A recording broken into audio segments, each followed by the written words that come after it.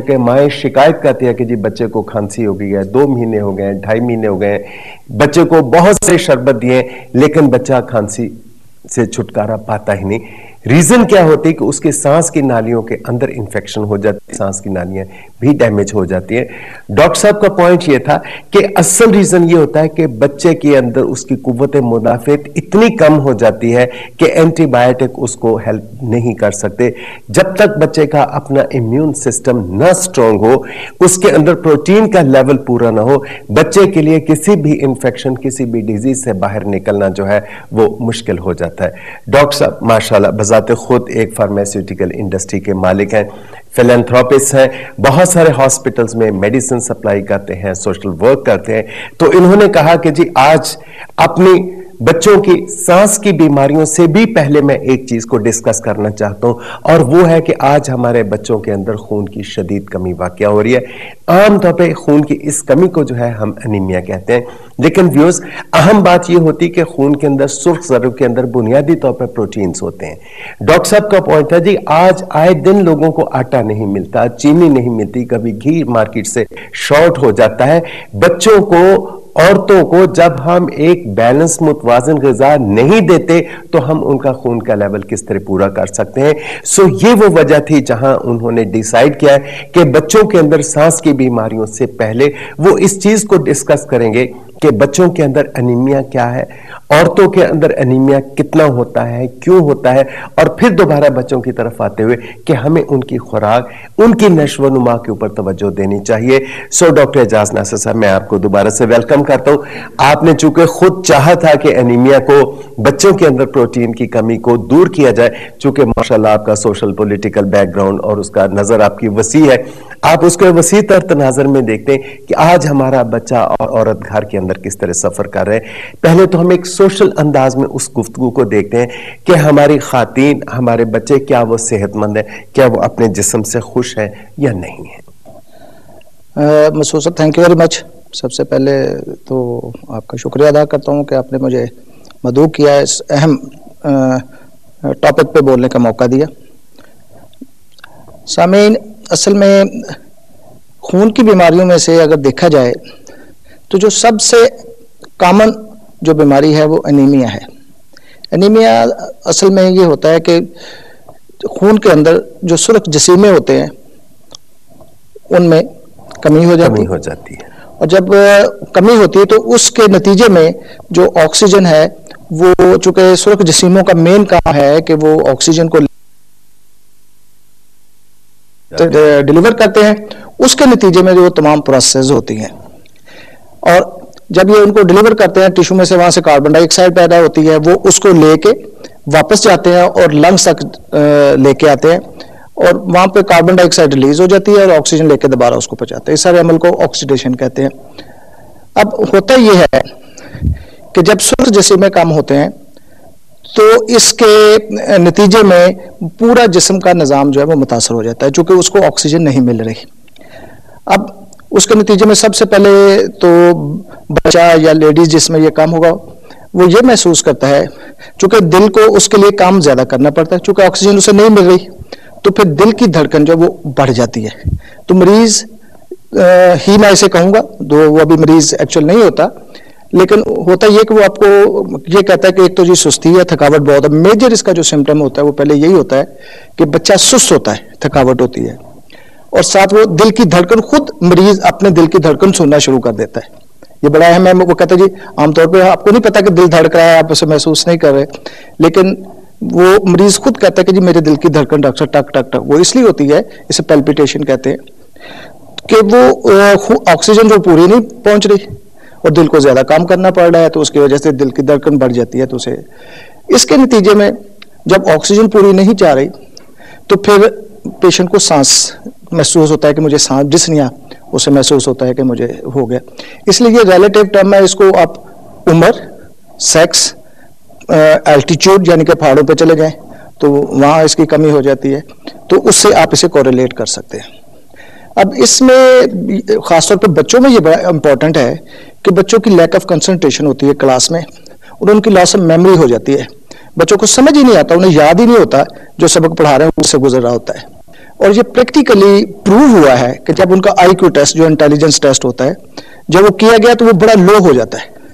تو یہ اس کے میجر جو ہیں وہ اس کی ہیں جو اس کے ڈرا بیکس آپ کو نظر آتے ہیں. ویورز، ڈاکٹر صاحب کمال مہربانی سے میرے لیے یہ کچھ کاغذات لائے تھے جو کہ انہوں نے مختلف ٹیکسٹ بک سے اور انٹرنیٹ سے جو اٹھائے تھے. ابھی ڈاکٹر صاحب بچوں کے اندر جس انیمیا یا خون کی کمی کی بات کر رہے ہیں، WHO کی طرف سے اور دنیا کی بڑی جو ہیلتھ کی ایسوسیشنز ہیں اور باڈیز ہیں، اگر میں ان کی طرف سے دیے گئے سمٹمز ایک نظر میں آپ کے سامنے پیش کروں آپ حیران ہو جائیں گے. مثال کے طور پر پہلی بات یہ ہے کہ آنکھیں بہت پیلی سی جو ہوتی ہے وہ نظر آ جاتی ہیں. بچوں کے ناخن ٹوٹتے ہیں، برٹل نیلز، سمجھتے ہیں. ہمارے ہاں بچوں کے اندر مائیں اگر نوٹ فرمائیں تو وہ دیکھیں گی کہ بچوں کے ناخنوں کے اندر سفید سی دھاریاں یا وہ سفید سی لکیریں پڑ جاتی ہیں جی، جہاں سے ناخن ان کے بعض اوقات ٹوٹ جاتے ہیں. ڈیکریزڈ ایپیٹائٹ، بچہ کھاتا نہیں ہے، یعنی ماں کو شکایت کیا ہوتی ہے کہ بچہ کھاتا نہیں. اصل بات یہ ہوتی ہے کہ بچے کو بھوک بھی نہیں لگتی ہے اور پھر کھا لیتا ہے تو اس کو ہضم کرنا مشکل ہو جاتا ہے، اس سے پیٹ میں درد ہوتا ہے یا اسے ٹوائلٹ جانے کی حاجت محسوس ہوتی. آپ نے دیکھا ہوگا کبھی کسی پارٹی میں جائیں، کسی خانگی دعوت میں جائیں تو ایک بچہ ہوتا ہے ادھر کھانا کھا اور ماں کو کہتا ہے ٹوائلٹ کی طرف بھاگو، یعنی سوشلی بھی ایمبیرسنگ چیز ہو جاتی ہے. سر درد ہوتی ہے، فٹیگ ہو جاتی، بچہ تھکا ہی رہتا، اس کے لیے اپنا بیگ اٹھانا بھی جو ہوتا ہے وہ مشکل ہو جاتا ہے. اریٹیبلٹی، بلیو کیجئے بہت کامن بات ہے. گھروں کے اندر بچوں کا رویہ ہم عام طور پہ کہتے ہیں وہ اینٹی سوشل ہو جاتا ہے، ناپسندیدہ حرکات بچہ کرتا ہے. کیوں کرتا ہے اس کو سمجھنے کی ضرورت ہوتی ہے. سوری میں ڈاکٹر صاحب آپ کی بات کاٹ رہا ہوں. اس میں آپ نے دیکھا عام طور پہ بچے مٹی کھاتے ہیں، چیزیں اٹھا کے کھاتے ہیں، وہ اسی ڈیفیشنسی کو پورا کر رہے ہوتے ہیں. دس از ڈاکومنٹڈ کہ ایکچولی وہ آئرن ڈیفیشنسی، کیونکہ موسٹ کامن کاز اس میں آئرن ڈیفیشنسی ہے، اور وہ اس ڈیفیشنسی کو پورا کرنے کے لیے مٹی اٹھا کے کھا رہے ہیں، دوسری چیزیں کھا رہے ہیں.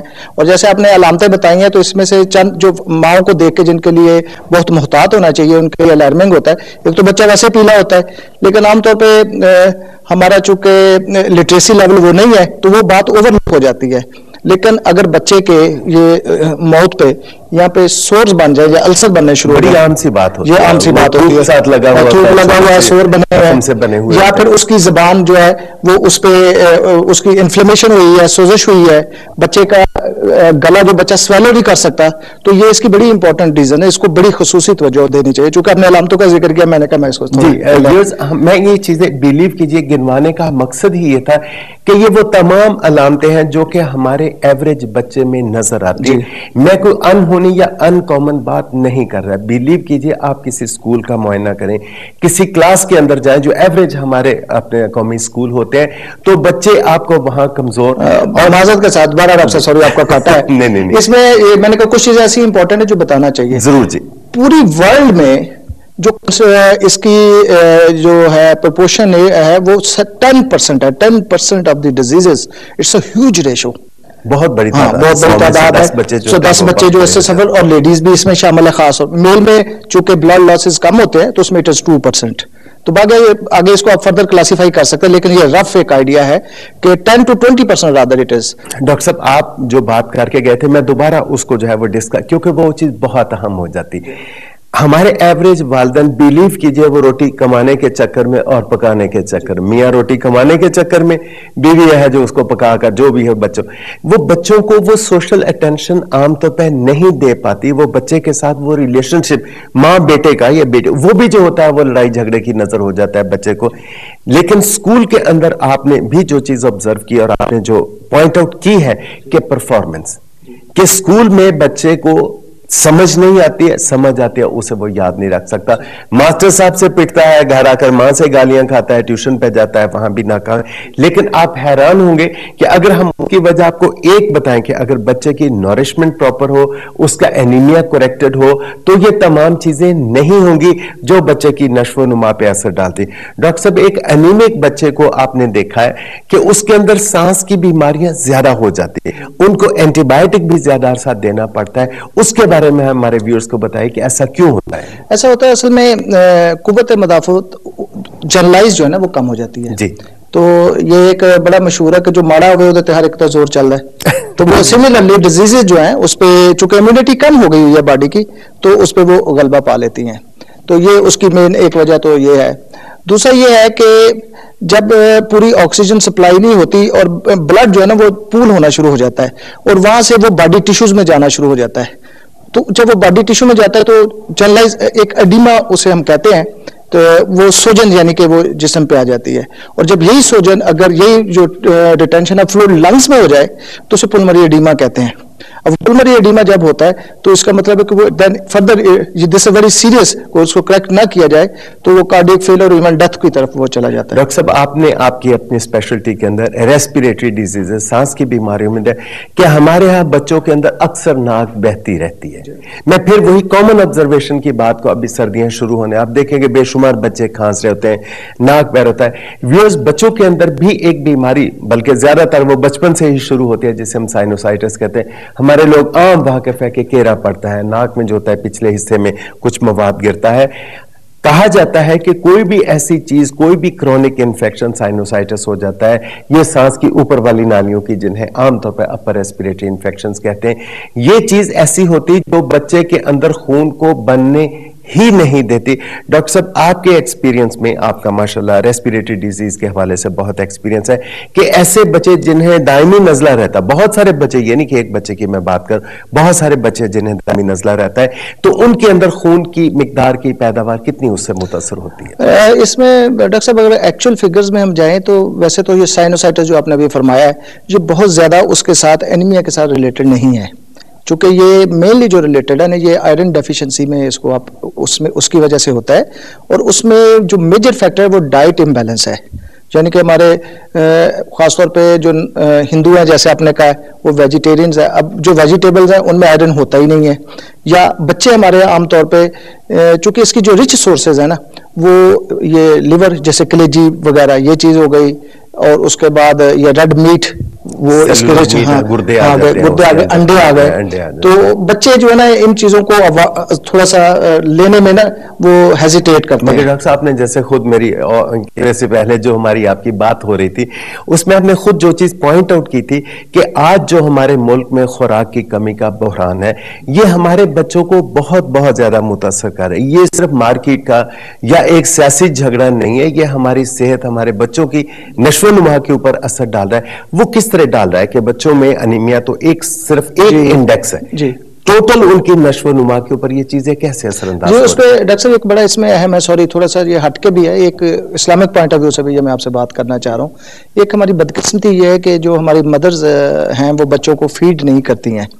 اب جو کو ملک ہے نا, اس میں تو ہوتا ہی نہیں ہے آئرن, تو وہ ایک بہت بڑی ریزن ہے. اور کو ملک جو ہوتا ہے وہ ایون جو ہماری آنتڑیاں ہیں, انٹسٹائنز ہیں, اس میں اٹ کازز دی ڈیزیز جو کہ آئرن ابزارپشن کو روکتا ہے فردر. تو یہ بڑا اہم ہے کہ ماؤں کے دودھ میں بڑی ایکوریٹ اماؤنٹ ہوتی ہے اس کی آئرن کی, وچ از نیسیسری, ٹھیک ہے. تو اب جب بچے جو خاص طور پہ آپ اسے کہہ لیں انفینٹ جو انڈر 1 ایئر ہوتے ہیں, یا چلڈرن آپ جنہیں لے لیں 3 سال تک, تو وہ اگر ہم اس کو اس طرح سے انکرج کریں کہ مائیں جو ہیں ان کو دودھ پلانے کے لیے انکرج کیا جائے, تو ایک تو یہ ہوگا کہ پہلے سال میں جتنے بھی بچے ہیں ان کو پراپر آئرن کی مقدار ملے گی, ان کے اندر ان کا پورا ہو جائے گا. جی ڈاکٹر صاحب بہت شکریہ, آپ نے بہت خوبصورت باتیں ماؤں کو بتائی ہیں. لیکن ویوز, اس وقت ہو رہا ہے ایک بریک کا ٹائم. مختصر سے وقفے کے بعد ہم آپ کے ساتھ دوبارہ ملیں گے. یہ چیزیں بہت اہم ہیں جو ہم آپ کے ساتھ ڈسکس کریں گے. سو میں آپ سے ریکویسٹ کرتا ہوں آپ ہمارے ساتھ رہیے. Stay tune with us. ملتے ہیں ایک بریک کے بعد.